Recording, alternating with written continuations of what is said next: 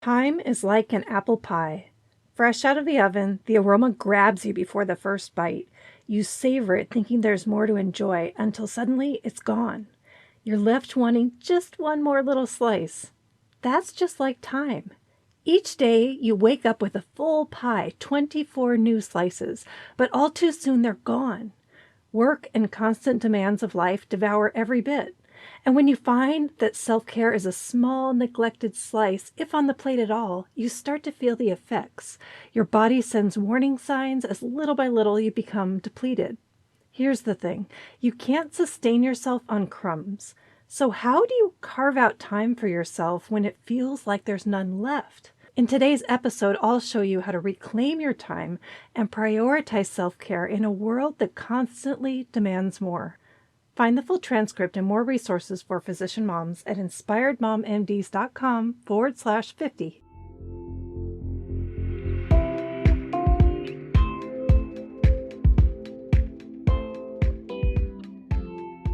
You're listening to Inspired Mom MDs with host Cindy Van Prague, helping physician moms take back control and prioritize what matters most so they thrive in private practice and at home.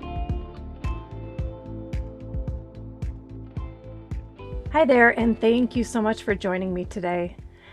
Every now and then, I just want to remind you all of what I do here at Inspired Mom MDs.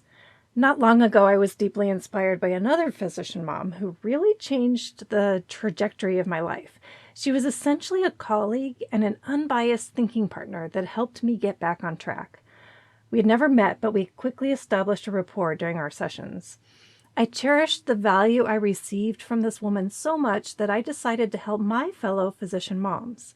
So I designed my 4-month Balanced Physician Moms program to help physician moms take back control and prioritize what matters most so that they can thrive in practice and at home. Over the course of 4 months, I meet with each person one-on-one and focused fully on her challenges. Now that I've experienced the possibilities from working one-on-one with someone, I want to offer the same opportunity to you. I invite you to a free discovery call just to see if this program is right for you or answer any questions. Just head over to my website, inspiredmommds.com/workwithcindy to learn more and sign up for the call. I would love to meet you. Back to today's show.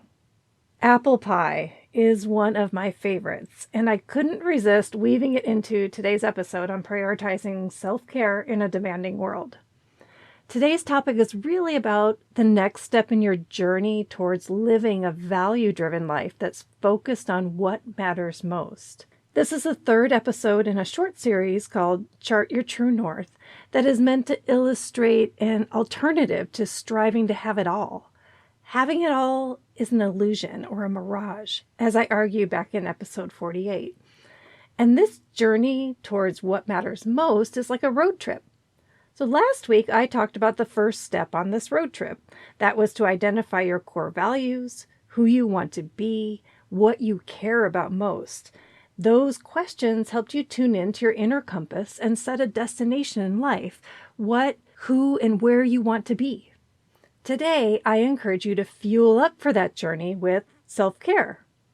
This phrase, self-care, is thrown around so much these days, it almost sounds like a cliche, right? But is most definitely not. How do you find time for the basics like eating well, getting enough sleep, and movement when work and family take up every last bit of your pie, every last second of the day? We live in a demanding world, and we need to prioritize our self-care to give us fuel to keep going. I have a plan that can help you find time to focus your wellness too. So what do you prioritize first? I say choose one thing, the most important thing that you want to change right now. Just work on one. You probably need multiple things, I bet, and that can be overwhelming to think about changing. Like, I need more sleep, I should eat better, and why am I only exercising once a week? The beauty of choosing only one thing is twofold. Yes, you get to work on that one thing and rock it. And 2, it has a ripple effect on all the other things that you want to improve. Take sleep, for example. Increasing the minutes you snooze will likely reduce afternoon drowsiness, which makes you more likely to get up and walk. Or eating a healthy meal is not only great for your blood pressure and your lipids and you name it, but also helps you feel less like a slug and feel more energy, and not to mention maybe an improved mood. Okay, that's threefold, but you get the idea. Real change comes in your life from a culmination of small, manageable changes. That's why you can start with just one thing. You absolutely have the power to make a real change in your self-care and your life. Now, here is a caveat. Are you ready? Are you physically and mentally ready for that one challenge?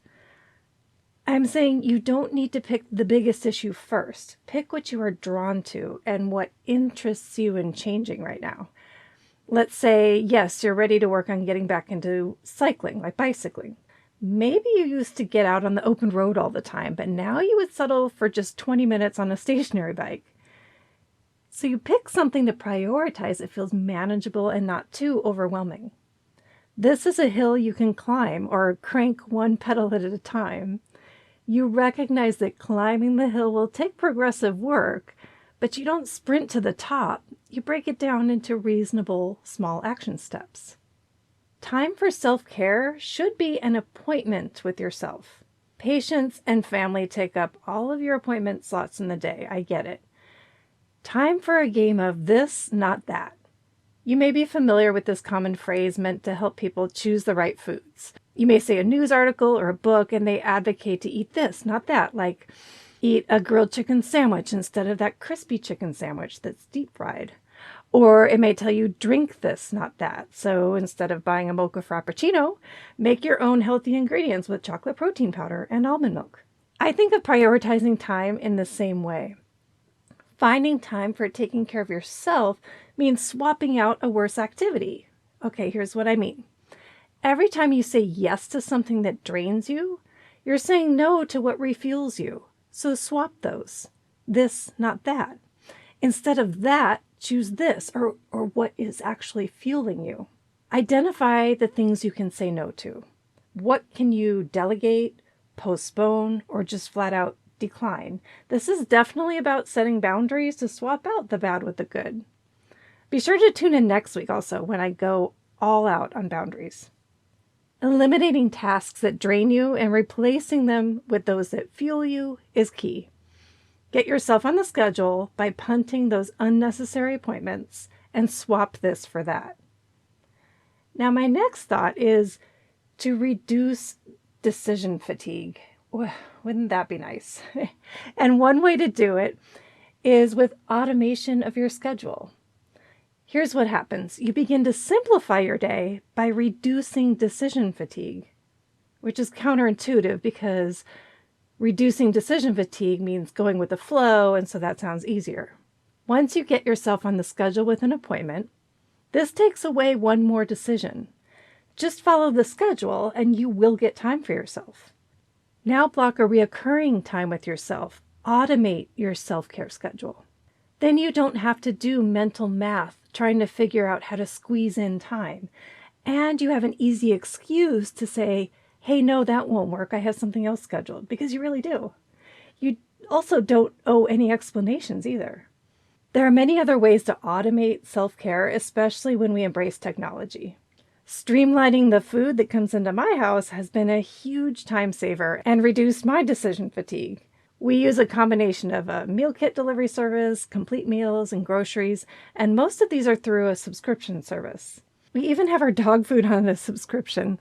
I hate having to plan a store trip around picking up a 35 to 50 pound bag of dog food and hauling it home when it could just arrive at my front door. Using your phone and apps to automatically reduce distractions is also helpful. There are free features on your phone like Do Not Disturb that can help you focus by silencing calls or texts or notifications. And you can program this to activate during very specific hours, like when you have yourself on your schedule or during your workout or during dinner with your family. And speaking of phones, the focus mode for iPhones and the digital well-being for Android phones let you block apps that distract you too. So during your focus time, for example, you can customize which apps are allowed to bother you and which are blocked from interrupting your time. You can also use existing features on your phone to give you a report of your app activity, your screen time, and you can set limits on it. It's not perfect. Like when I select social, it makes me limit all my social apps. So I can't just pick Facebook, for example. But it's still very useful. You have these features now and they're free. But there are also apps to help you streamline productivity. They help keep you on track by eliminating distractions too. I researched a couple of them just for today's episode because I didn't necessarily want specific times to be blocked, like for social media on my phone. I just wanted my overall daily use to decline on social media and just to have a more focused time. One I tried was called Forest, like a forest of trees. It's a way to gamify focus, which sounded counterintuitive. And it actually made me laugh, but then I got back to work. I found I spent much less time on my phone overall during my focus time with the Forest app. And FYI, I did have to pay a one-time fee of $3.99, and I'm in no way affiliated with this app, and I'm not getting any kickbacks, by the way. A second app that people seem to like that I did not sign up for is called Freedom. This requires a yearly subscription that has a free period, but I didn't want to start that because I always miss the end of the free period and I end up getting subscribed. Anyway, by using technology to automate some parts of life, you free up time to divert to self-care activities. That's my main point. You also reduce decision fatigue and you free up your mental energy. You're creating a dedicated space without interruptions to take care of yourself, guilt-free. And speaking of guilt, let's reframe it. It's not wrong to take care of yourself. It is so right. I'm not talking about anything extreme, rather just fulfilling a human's basic needs to get activity, to eat well, to sleep, and to have healthy relationships. If you want to run, you don't need to train for a marathon, but you can be happy with running for 20-30 minutes. You don't need to reach a pinnacle of self-care. You just need to do more and just feel better and see results in your life. Remember, having it all is an illusion. And when you do these things to feel better and prioritize yourself, you're setting an example for your kids. You show up for others and you feel better. Where is the reason for guilt in these? In conclusion today, you do have the time. It's about reclaiming it. Prioritizing self-care means claiming your piece of the pie. Taking care of your own well-being is how you refill your cup, how you refuel with emotional and physical energy. Today, I talked about some ways to prioritize. First, pick one thing that you want to work on.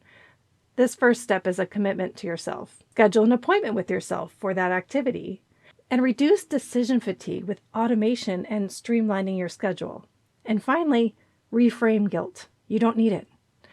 You don't need to have it all. You just need to have what really matters. Please join me next week for the next stop in the Chart Your True North series when I talk about boundaries. Boundaries allow you to plot your route by saying yes to what's important and no to detours. Until then, take care of yourselves and take care of those who matter most. It's time to take control and thrive.